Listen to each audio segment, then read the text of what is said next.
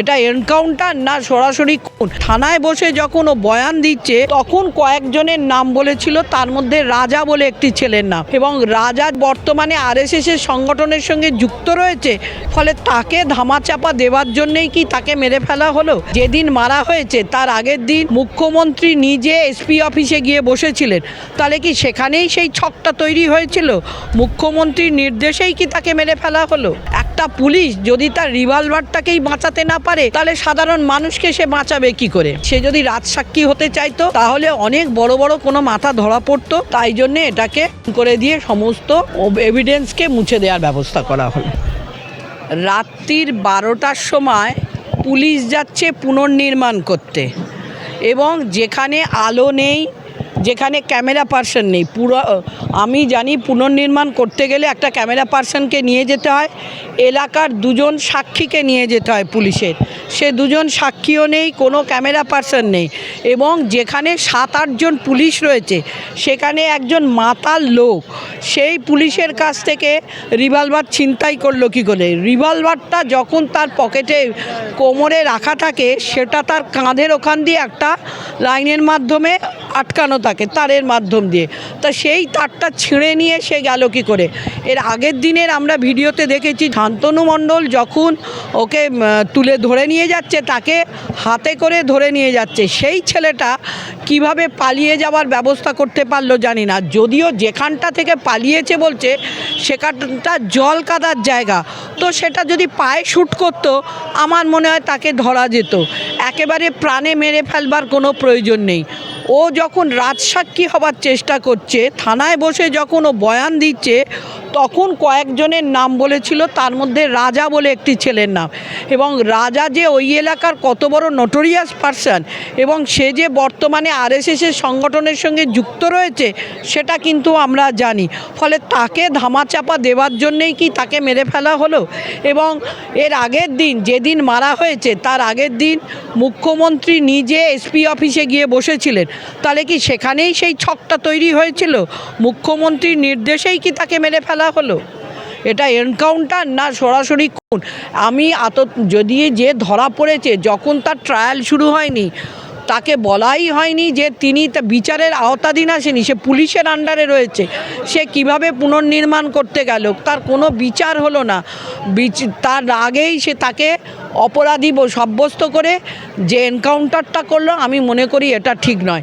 এছাড়াও ওখানে আমরা যেদিন গেছিলাম 6ই জুলাই, সেদিন কিন্তু ওখানে আরেকটি ছেলে খুন হয়েছিল, একটা 17 বছরের ছেলে।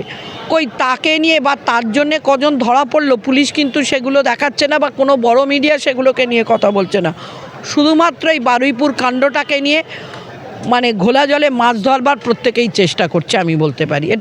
এটার থেকে সরকারও ফায়দা তুলতে চেষ্টা করছে, দেখাতে চাইছে যে হ্যাঁ আমরা এর বিরুদ্ধে গেছি, আমরা ধর্ষকদের সাজা দিয়েছি, কিন্তু এটা সাজা বলে না, এটাকে বলা হয় যে সরকারিভাবে খুন করা।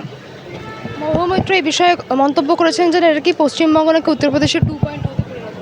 একদমই তো তাই, উনি তো কিচ্ছু খারাপ বলেননি এই বিষয়ে, তো আমি ওনার সঙ্গে একমতই বলি।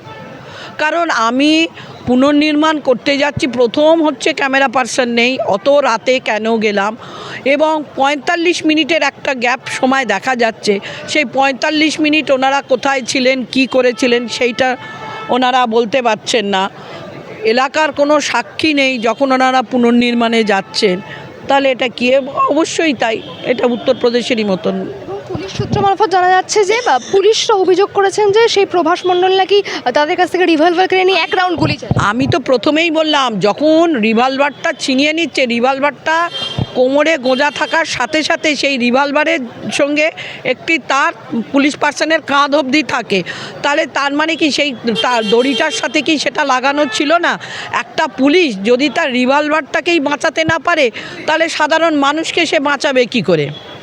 তার নিজের অস্ত্রটাকেই সে যদি রক্ষা করতে না পারে, সে অন্য মানুষকে বাঁচাবে কি করে?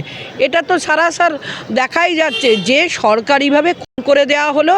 সাক্ষী মানে সে যদি রাজসাক্ষী হতে চাইতো তাহলে অনেক বড় বড় কোনো মাথা ধরা পড়তো, তাই জন্যে এটাকে খুন করে দিয়ে সমস্ত এভিডেন্সকে মুছে দেওয়ার ব্যবস্থা করা হলো। এবং সেই জায়গা থেকে বিজেপির একাংশ তো বলা হচ্ছে যে এর আগে কামদুনি, হাঁসখালি বা পার্কস্ট্রিট বিচার পায়নি, এবার বারুইপুর বিচার পেয়েছেন। না না, এটাকে বিচার বলি না, এটাকে বিচার পেয়েছে বলবো না, এটাকে বিচারের নামে প্রহসন সৃষ্টি করা হলো বলো। ওনারা করতে পারতেন, ওনাকে দিয়ে বয়ান নিতে পারতেন, কোর্টে প্রডিউস করতে পারতেন। দেখুন, এর আগে আজমল কাসব যে ধরা পড়েছিল গুন্ডা সন্ত্রাসবাদী, তাকে ইচ্ছা করলেই পুলিশ কিন্তু এনকাউন্টারে মেরে দিতে পারত, কিন্তু তাকে সাক্ষী করা হয়েছিল, তার সমগ্র বিচার হয়েছিল এবং তাকে ফাঁসি দেওয়া হয়েছিল। এটা সেটাই করতে পারত, সঠিক বিচার ব্যবস্থা হতো। পুলিশকে কি কোর্ট, আর সবথেকে বড় কথা মুখ্যমন্ত্রী কি বলছেন, সকালে ধরবো বিকেলে খালাস করব। উনি কি জুডিশিয়ারিতে বসে রয়েছেন? উনি কি বিচার বিভাগে রয়েছেন? উনি কি বিচারপতি? উনি বলছেন এনকাউন্টার করে দেওয়া হোক, উনি বলছেন ক্যাপিটাল পানিশমেন্ট দেবো। তা উনি কি জজ সাহেব? উনি কি বসেন বিচার করতে?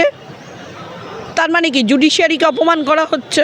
তা এই সংবিধানে এই জুডিশিয়ারিকে অপমান করার অধিকার ওনাকে কে দিয়েছে?